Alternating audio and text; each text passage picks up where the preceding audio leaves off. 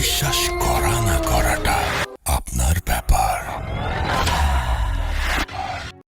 সাল 1968। সময় বর্ষাকাল, চারিদিকে থই থই পানি।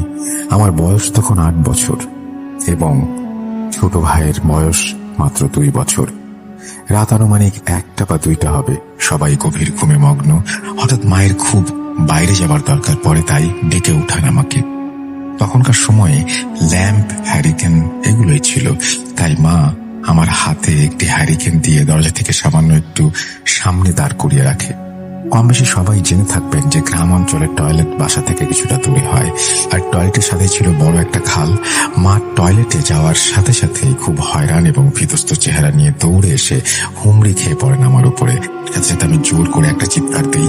চিৎকার শুনে আমার দাদু বাবাকে ডেকে নিয়ে আসে এবং আমার মাকে ঘরে নিয়ে যায় এবং তাড়াহুড়া করে দরজা বন্ধ করে দেয়। কোনো কিছু জিজ্ঞাসা করার আগেই দাদু হ্যারিকেনের আলোটা কমিয়ে দেন। খুব তাড়াহুড়া করে মাকে নিয়ে বিছানায় যেতে চাইলেও মায়ের দাঁড়ানোর কোনো ক্ষমতা ছিল না। ওই বয়সে আমার মাথায় এরকম চিন্তা আসেওনি। ঘুমিয়ে গিয়েছিলাম, ভেবেছিলাম হয়তো মায়ের কোমরে ব্যথা, কিন্তু সমস্যাটা হয়েছে পরবর্তী দিন সকালবেলা। মায়ের যেরকম পেট ব্যথা তেমনি বমি আর পেটের সমস্যা দেখে মনে হচ্ছিল মায়ের শরীরের একটা জায়গায় মাংস টেনে অন্য জায়গায় জমাট বাঁধে। তার আর্তনাদে বাড়ির সবাই এসে হাতে পায়ে তেল দিতে থাকে। তখন ডাক্তার কাছাকাছি না থাকাতে কোনো একভাবে আমার চাচা একজন ডাক্তার নিয়ে আসে, কিন্তু ডাক্তার এসে বলে মা নাকি আর বাঁচবে না। আশ্চর্য বিষয় হলেও এটি সত্য যে ভোর 5টা থেকে সকাল 11টার মধ্যে মাত্র 4 থেকে 5 ঘন্টার ব্যবধানে মা সম্পূর্ণভাবে বিছানায় পড়ে যান। তার খাওয়া দাওয়া, নড়াচড়া, এমনকি মুখের কথাটা পর্যন্ত বন্ধ হয়ে যায় এবং দিনটি শুক্রবার হওয়াতে 12টায় আজানের ঠিক শেষ মুহূর্তে আমার মা এই দুনিয়ায় শেষ নিঃশ্বাস ত্যাগ করেন। ছোট ভাইটির বয়স 2 বছর হওয়াতে তেমন কিছু না বুঝলেও আর কখনো মা বলে ডাকতে না পারার কষ্টটা ছোট থেকেই তাকে পোহাতে হবে বেশ বুঝতে পারছিলাম।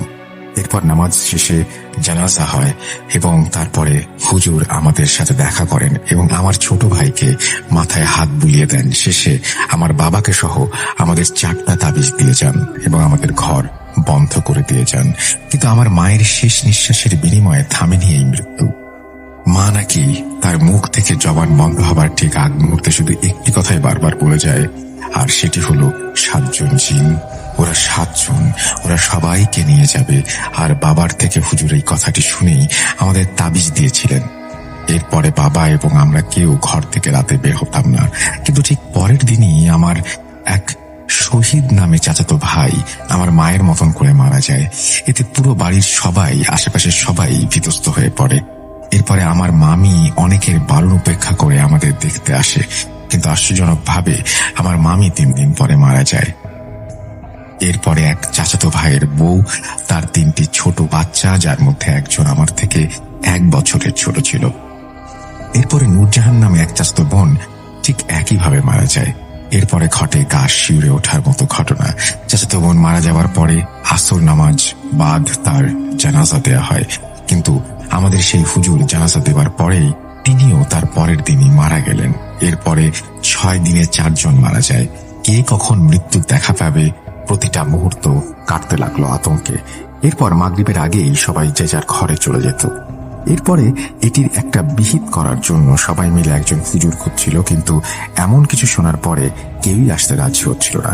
এরপরে অনেক খুঁজে বড় একজন আলেম বাড়িতে নিয়ে আসা হয়, কিন্তু সে বাড়িতে প্রবেশ করার সাথে সাথেই বলে দিলেন এই কাজ তার পক্ষে করা অসম্ভব এবং সে 3 দিন পরে আরো 3 জন নিয়ে আসবেন এর বিহিত করার জন্য বললেন। আর এই 3 দিন কেউ মাছ, মাংস, এমনকি বাগার দেওয়ার মতো কোনো তরকারিও রান্না করতে পারবে না এই বাড়িতে। আর ঠিক যতদিন এমন থাকবে ততদিন শুধু করলা, লাউ, দুধ খেতে হবে। এটি টানা 27 দিন করতে হয়েছে। 3 দিন পরে যে হুজুর 3 জন ফকির নিয়ে আসেন, এর মধ্যে ফকির যে ছিলেন তার নাম ছিল হাশেম ফকির। তিনি বাড়িতে ঢুকেই আমাদের বললেন যে অনেক দেরি করে ফেলেছেন, যাই হোক তবে এর বিহিত করেই ছাড়বো ইনশাল্লাহ। এরপরে শুরু হয় তার কার্যক্রম। সন্ধ্যার পরেই বাড়ির উঠোনের মাঝখানে বড় গর্ত করে আগুন জ্বালিয়ে দিতেন এবং 2 থেকে 3 কেজি শুকনো মরিচ পোড়াতেন। কিন্তু আশ্চর্যের বিষয় হলো এতে মরিচ পোড়ানোর কোনো গন্ধই হতো না। আর একই কাজের সময় বাড়ির কেউ ঘর থেকে বের হতে পারত না এবং সব মহিলাদের মাথায় কাপড় দেওয়া ছিল বাধ্যতামূলক। এরকম চলতে থাকে 7 দিন। এর মাঝে তৃতীয় দিনের সময় বড় ফকির তার একজন সঙ্গীর ওপরে সেই 7 জন জিনের সর্দারকে হাজির করেন। অনেক তর্ক বিতর্ক জেরা করা হয়। তারপর কথা ছিল এরকম, তোরা কারা, কোথা থেকে এসেছিস, কতজন এসেছিস, এর জান নিচ্ছিস? আমরা পূর্ব নদী থেকে এসেছি, আমরা 7 জন, আমাদের চালান করা হয়েছে, 21টা জান না নিয়ে যাব না। অনেক হয়েছে, এবার অন্যদিকে যা, আমি থাকতে আর কোনো জান যাবে না। এরপর তার সঙ্গী অবচেতন হয়ে যায় এবং তার পরের দিন প্রতি রাতে একইভাবে আগুন ধরিয়ে 1 থেকে 2 কেজি করে শুকনো মরিচ পোড়ানো হতো। কিন্তু ফকিরদের মরিচ পোড়ানো আর সারা বাড়ি মহড়া দেয়া শেষ মুহূর্তে মনে হতো কেউ সারা বাড়ি দিয়ে শুকনো গাছপালা টেনে হেঁচড়ে নিয়ে যাচ্ছে। গরুর দল বেঁধে বাড়ির মধ্যে দৌড়ানো, ঘরের পেছনে বাঁশ গাছ দুমড়ে মুচড়ে ভেঙে ফেলেছে। 6 দিন 2 রাতের সময় আমাদের ঘরের পেছনে মুরগি ঘরের পাশে হাসিম ফকির ও তার স্ত্রী এবং সেই আলেম দৌড়ে আসলেন। আর কেউ একজনের সাথে খুব তর্কে জড়িয়ে পড়লেন। জেরাটি ছিল এমন, তুই একটা জানও নিতে পারবি না, তোর এখনই যেতে হবে।